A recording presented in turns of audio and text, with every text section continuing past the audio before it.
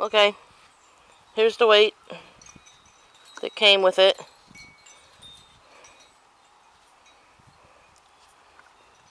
It's a little bit bigger than a pinball. Solid, heavy. You could kill someone easily if you clocked them in the head with it. And the connector up at the top seems to be welded on pretty well. If anything was gonna give, I would say the weld would, and it looks pretty decent. It's chrome plated. It's probably zinc, some kind of alloy. It's not stainless steel or whatever, but it's gonna get banged around. The chrome is already coming off of there a little bit, but I mean the second you start using it, it's gonna get all banged up. So that's what it's meant for.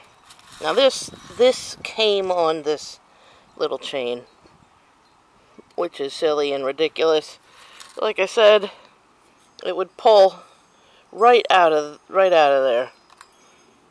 So what you get is, instead of using the little itty bitty connectors that come with it, you get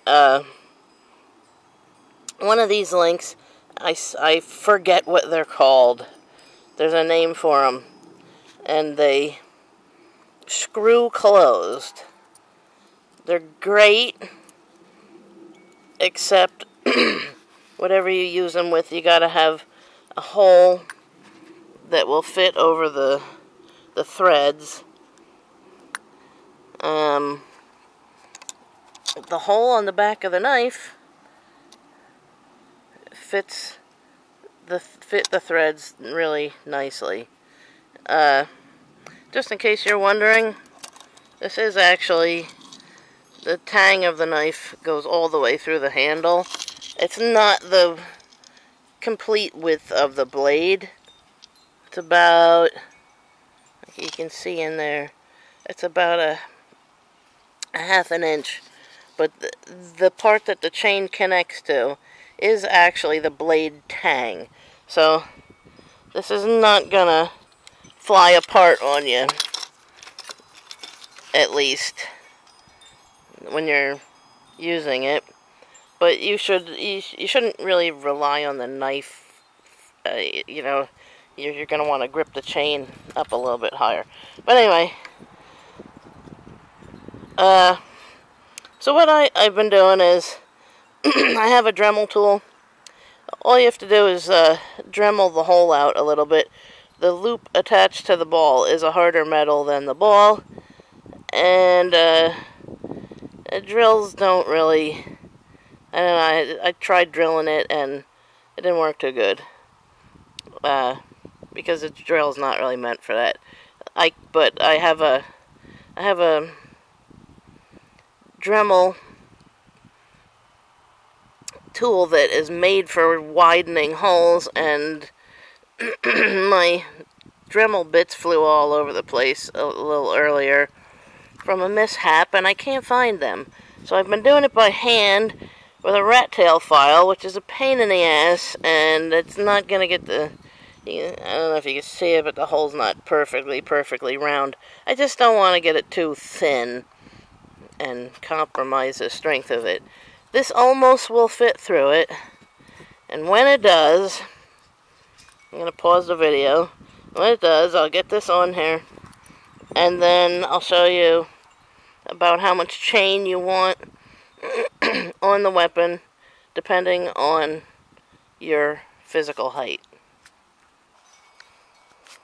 You can get little aluminum versions of these screw-together chains, master links or whatever you want to call them. But these are made out of aluminum, like carabiners, and they're not as strong, and I would not suggest using it for a weight that heavy weapon kind of thing. These I also got at Walmart. There's some cheapy paracord, and I think this a 2-pack of these colored aluminum links were like $1.50. I mean, they're certainly more reliable, you know, than this stuff. But when you go to buy them, even though the colored ones look pretty, the colored ones are usually aluminum or aluminum alloy. So when you look for them, look for the type of metal they are. If they're a little more expensive, it's probably stainless steel. Those, like I said, those are great. I use them on my dog collars for my dogs, and haven't had one break, even on my Mastiff, and they cost a couple of bucks each. So if you want to splurge, go with the stainless steel. Then I think it's galvanized steel, the second one, and then, like I said, the anodized aluminum ones look pretty, but you know, they're not as strong. They probably can't bear as much of a load. Okay, just to fast forward a little bit. I opened the ball connector hole up a little bit so it would fit over the threads for this threaded link, and now we have it connected to the chain really well. It's not gonna fly off, and I shortened the chain a bit. I'm not sure if I might shorten it a little bit more too.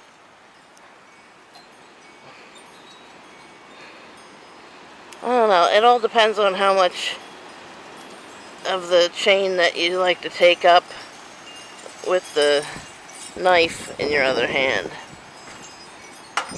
I just want to make a note. This chain, the welded links chain that you can get at like Home Depot or Walmart or whatever, it's always nice and shiny when you first get it, but in use, those are my cats complaining. In use, the shininess wears off and it'll get a little dull looking. And that's just because it's not a really expensive chain. You can get stainless steel that won't do that, but it's, you know, the whole point of my video is to make cool functional weapons on a budget, so you can always upgrade to a better chain.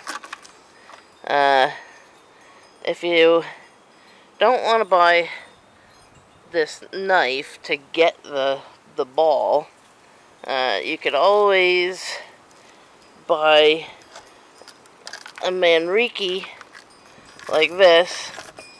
They're not super expensive. I think I paid 15 bucks for this. Yeah, I think it was about 15 bucks.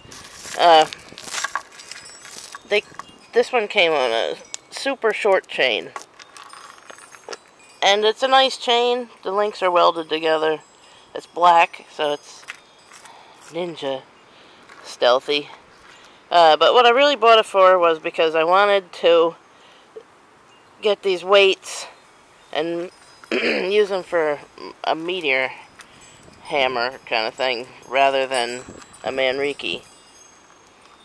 It's neat that you could probably throw these like a bola and like trip somebody, but that's not really exactly what they're meant for. I just wanted these weights. These are nice weights. They got it doesn't swivel, but they got a nice connector on top of it. They're very heavy. And in another video, I didn't want to ruin it, but I mean that's what I got it for. I'm gonna remove these weights from this chain and put it on a put one of them on some paracord and make a rope dart kind of thing out of it, and I'll show you how to do that in another video. Anyway, this is my first instructional video. I know it's not perfect, and hopefully there will be more to come.